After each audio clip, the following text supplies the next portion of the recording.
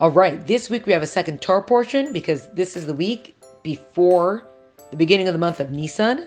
And so we have a special Torah portion which is called Parshas Parah. It's actually taken from the book of Bamidbar, from Parshas Chukas. So we'll see it later. But why is it here? Because the week coming up to the month of Nisan, before the Shabbos Mevarchim of the month of Nisan, is when back in the day the Jewish people would purify themselves before going up to the Beis HaMikdash for Pesach, to offer the Karban Pesach and to celebrate one of the Shalosh Regalim, one of the three holidays that everyone would gather, go to the Beis HaMikdash for. So Parshas Parah is about how does a person purify themselves. And it's a very, very interesting thing about this week's Parsha. This is called, it's Parshas Chukas, it's called a chok. A chok is a law that God has given us that there's absolutely no understanding of it. So there are certain things that God tells us to do that we could sort of understand it. We do them because God said so, not because we understand it, but understanding it is the benefit we get from it, right? It makes sense what God says, do not kidnap, or don't steal, don't murder, set up a court of justice. These are things that make sense to us. There are other things that we have, laws that are kind of the commemorative kind of laws, right? Keep Shabbos because 6 days I created the world, 7th day I rested, so we commemorate that. We attest to creation through keeping Shabbos, Pesach, all the laws like that. So we understand these laws as well. Now, there's a whole new category of laws that are called a chok.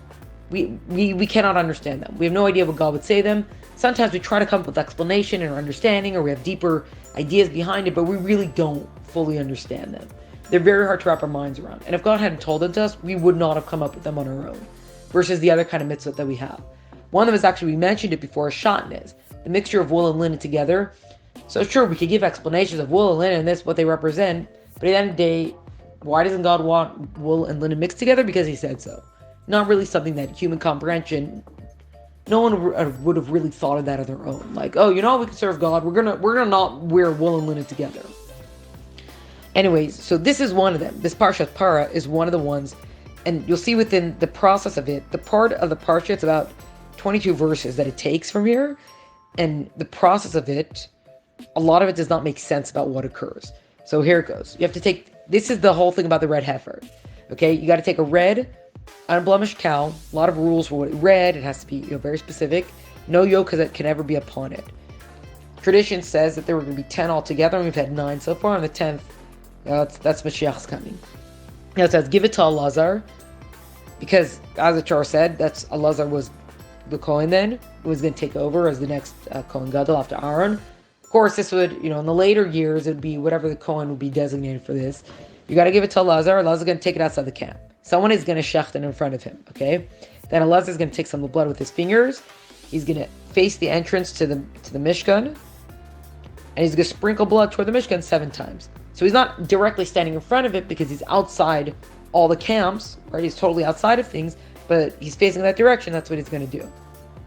Then the cow gets all burned up with a piece of cedar and hyssop and crimson wool. This whole thing together, it all gets burned up. Now, here's where everything gets a little curious. The Kohen that participates in this, almost everybody who's part of the ritual of the burning and this, that, whatever, becomes tameh through this, which is a very curious thing, because the whole thing that the setup is all about purifying the self, and the ashes that we're going to use of the red heifer, of the Parah Adumah, we're going to use it to purify other people. But almost everyone involved in the process of creating it becomes impure through creating it, which makes no sense. That's the way it goes. And so the Kohen who shechted it, and the one who burns it up, and all the, everybody's involved in this, they are now ritually impure, and they have to immerse themselves, and their garments are going to have to wait until evening to become pure again. And especially, why is this important for a Kohen? He can't go back into the Beis HaMikdash. He can't be part of any of the rituals or the service until he gets pure again. Now, after everything gets burned up, the ashes get divided into 3. So you got one that's going to be in a vial that's going to be outside the camp, and that's going to be used to purify any future priests who are going to be doing the red cow thing again. So you're going to have to burn up another red cow. The priest that's going to have to do it, they have to purify themselves with these ashes, but then they also become impure as they're going to be baking as they're doing the whole process. So lots of fun for everyone. Now, another third is going to be used to purify others who need it. And we'll see, it actually explains who's going to need this. And then the last third is going to be kept as a keepsake forever and always, right? Put this, outside the courtyard, and these are the ashes of the red heifer. Now, how do we purify? Well, it's going to be mixed with spring water and etc. Okay, so who's going to need this? Anyone who touches a corpse becomes tameh. Okay, they become impure, and they're going to be tameh, ritually impure for 7 days. On the 3rd and the 7th day, they have to be sprinkled with the ashes from the red heifer. Okay, then they got to go to mikvah. The 7th day they go to mikvah, and they got to wait until nightfall, and now they can be pure. If someone goes to mikvah only, they go to immerse themselves, and they don't do the sprinkling of the ashes, they are not considered ritually pure. And that means that they can't enter the Mishkan, can't go to the base of Mikdash, or it's going to be cursed, they get cut off, spiritually cut off from the people.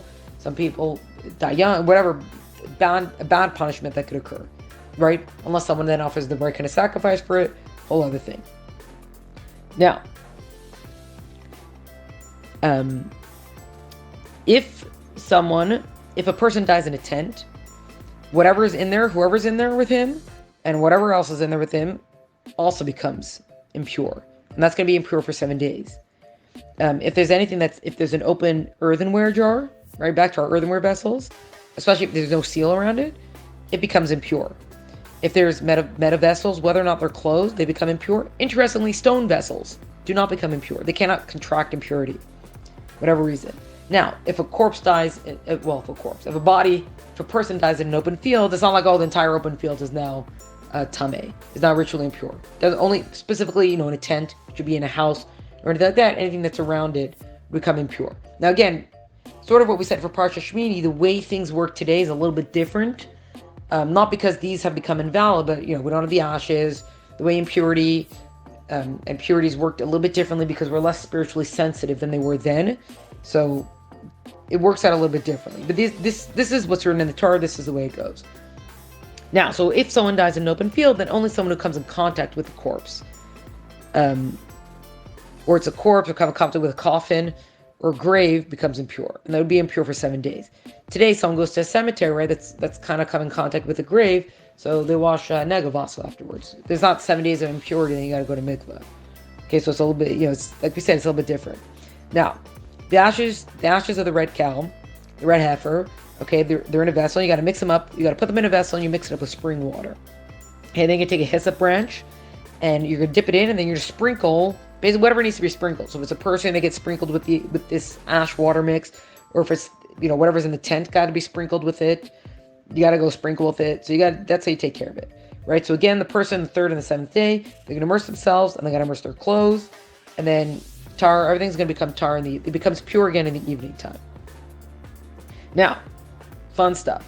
Whoever carries the sprinkling water becomes impure. Okay, whoever touches that, impure. Okay, now they're not impure for 7 days. They just have to immerse themselves. Well, the person who carried the sprinkling water, they become impure. They got to immerse their clothes in themselves. And whoever touches that, then they just have to immerse themselves. So again, this is all part of the stuff that's not understood. That the purifying also makes everybody else impure, sort of thing. But this is how it goes. Now it says, a person who touches a corpse, and they are not pure yet, whatever he touches also becomes impure, but it's kind of like a second degree of ritual impurity, and those things are only impure until evening. So if he touches a person, or if he touches items that can become impure, they are impure until evening. The person, of course, they got the 7 day thing. That is Parshas Parah that is read this week.